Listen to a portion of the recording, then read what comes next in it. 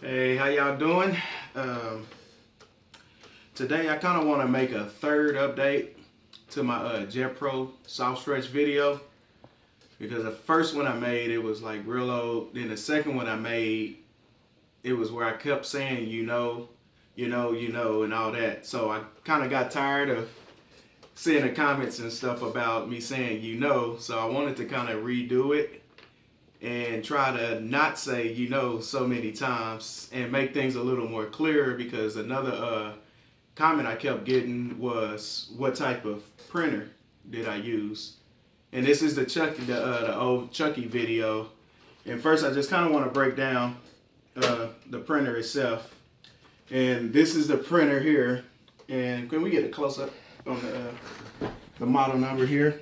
And this is an HP officejet 7612.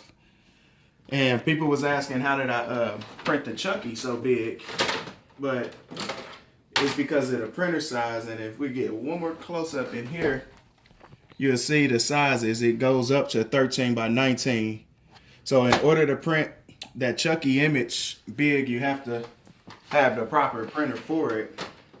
So that's like kind of to address that issue there, because I know kept getting questions about that. Well, how did you print the image that big? Well, you got to have a printer that prints that big. And it's just a HP inkjet printer. It's nothing special.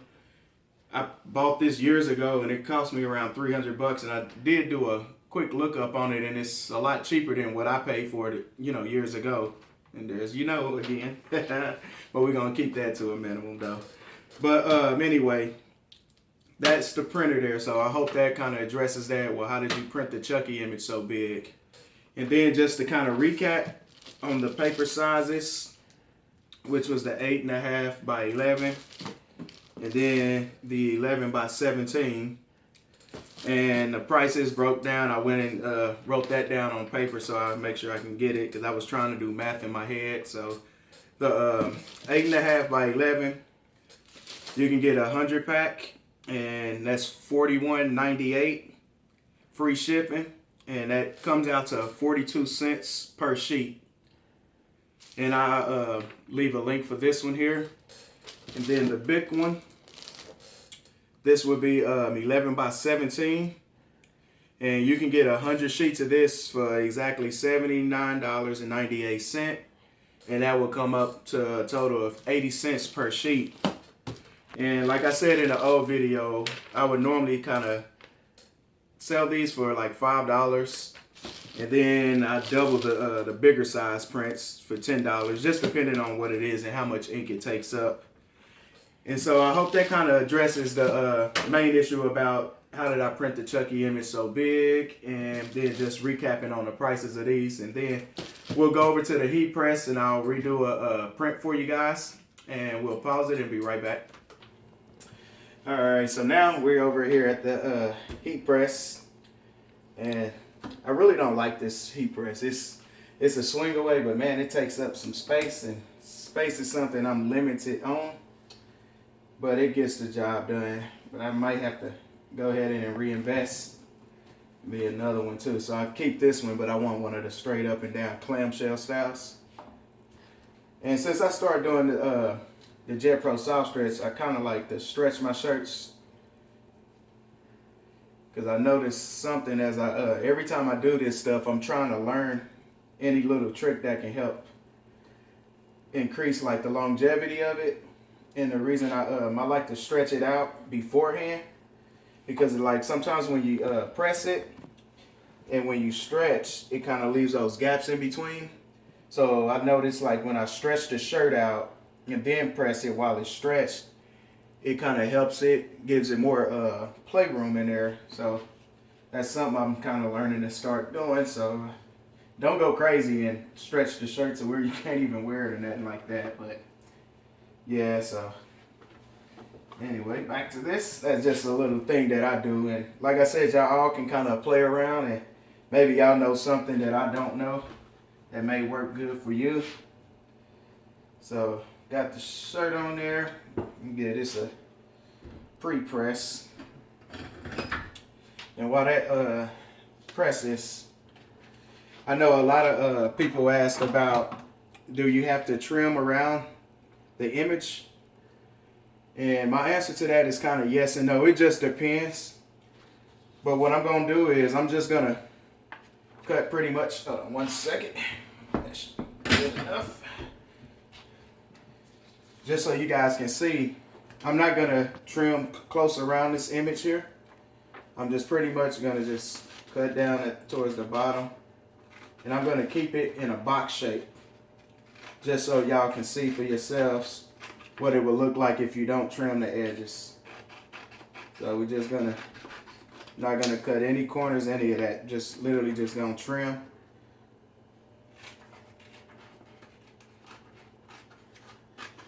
Go around just so you guys can see what happens if you don't trim it.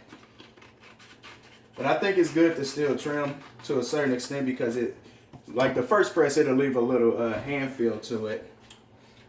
So we got it trimmed down. Of course, it's not cut nice and neat. And we got our temperature over here fluctuating 373, 376. So anywhere I think between 370, 375, you should be good to go.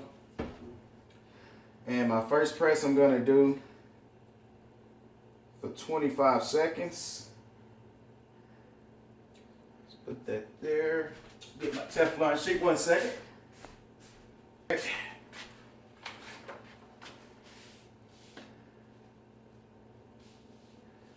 Alright, and we're going to press this bad boy.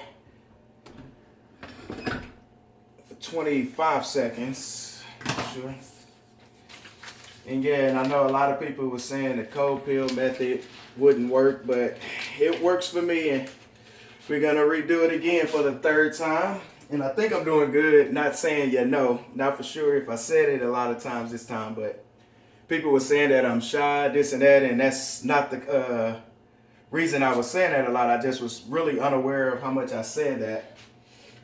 So, and there's our first press.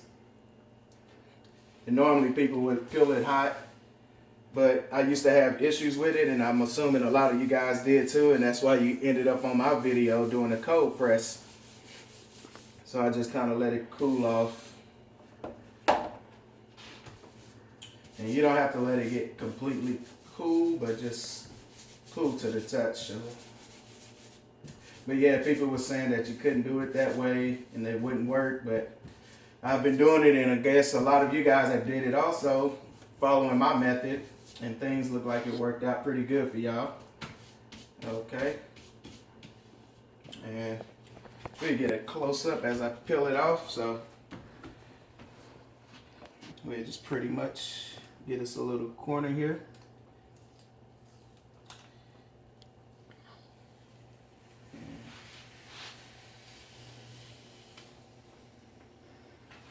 Alrighty. And so far we got, well, I should have used a lint roller, because yeah, that's another thing you guys definitely want to do, because on those clear spots it will attract imprint whatever lint's on there. So now you can definitely see that the shirt had lint, but it won't affect the image itself because it's darker than the white, so it'll just pretty much show up in the white. But then we'll go and repress it. Let you guys see, and this repress I'm gonna do for, you can do it kind of, I guess, from like 7 to 10 seconds, just depends. I don't think, as long as you stay within that frame, you should be okay. But now I'm just using a piece of parchment paper, and that's the stuff I told you guys about in the last video also. You can just pick up from a grocery store. Alright, so we got it on there, and we're gonna repress this bad boy. And I'll do it for probably about like 8 or 9 seconds. And on the second time, we want to definitely peel it immediately. Alright. Okay, swing that out the way. Go right off. Then we give it a nice little tug. Alright. Okay. And let's get a close up on that. And now if you kind of see that outline that was there, You can't see it, but the only thing you can notice still is the little lint there. But the box itself, you really can't see it. You can slightly feel it, but not to where it's just like a deal breaker. And you see you can do some stretching on it. And that's why I like to stretch, because when you stretch, it still has a lot of room in it. But you can see that cold peel can be done. Repress it, has no problem. And that's the black area down there, and you see everything looks good there. So you can definitely do a cold peel, repress it for about 8 to 10 seconds. And then as you wash it also too, a few washes, the little box, everything itself, the whole image will just kind of soften up. So it'll pretty much be into the fabric where you won't even notice anything, and it'll be a very light hand feel to it. And this is a picture of the person recording her old picture when we was young. So she's old now. I haven't aged too much, but you guys see that it's good quality. Whatever, if you do it that way, 370 to 375 temperature. Hit that bad boy for 25 seconds. Let it cool down a little bit. Repress it with some parchment paper. I put the Teflon sheet over it also. Peel it immediately. Give it a little stretch. And you're good to go. And I'm going to try to do a follow-up video just because I know people always ask about the washability of it. So after we've run this through the washer maybe about 5 times or so, I maybe try to just make a super quick update video just so you guys can see what it looks like after it's been washed and see how that turns out. And I will leave links to the paper you guys want to purchase that down in the description below. And thank you for watching.